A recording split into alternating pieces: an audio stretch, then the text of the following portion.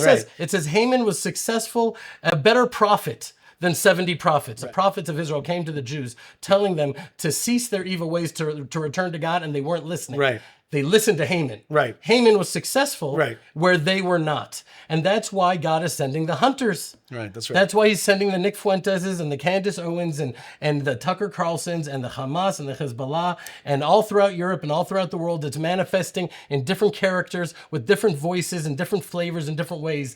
But it's all happening right now to wake the nation of Israel up. That there's nothing. A lot of Jews are like, we have to fight the Fuenteses. We have to fight the Tucker Carlsons. We have to fight for the truth. No, at a certain point, I don't know if you remember when the Jews came after the spies and they had this terrible sin where they spoke against the land of Israel.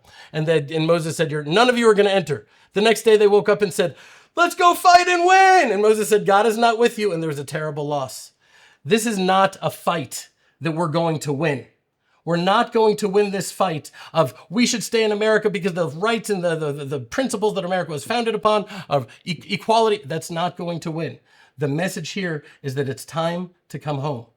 I don't know. I know you may have a reflexive answer. No, we have to fight. I wouldn't say no. I would say I have learned from Nick Fuentes 3 things.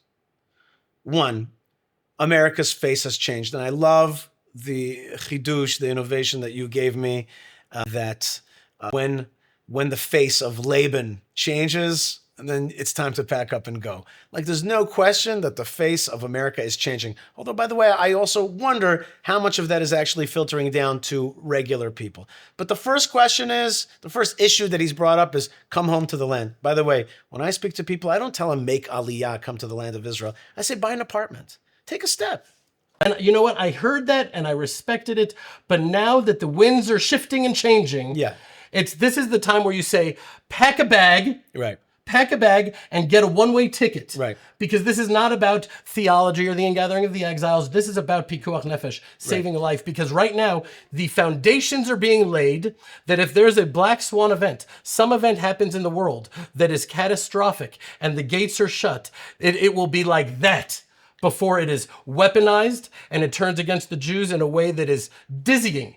And I hate the fact that I need to say it because I don't want to be an alarmist. And I think it's beneath the dignity of Israel for Jews to flee to the Holy Land. Well, it's not beneath the dignity because that's what Israel's been for a long time, is in a way a refuge. I don't think it's beneath the dignity, but I get your point, which has come from love. And I get your point, by the way, and I don't disagree with you. There is definitely a sea change. There's no question about it. There's no question about it. There's an atmospheric change. Anti-Semitism is cool, like one of the clips that we played. Anti-Semitism is now cool. And that's a big problem.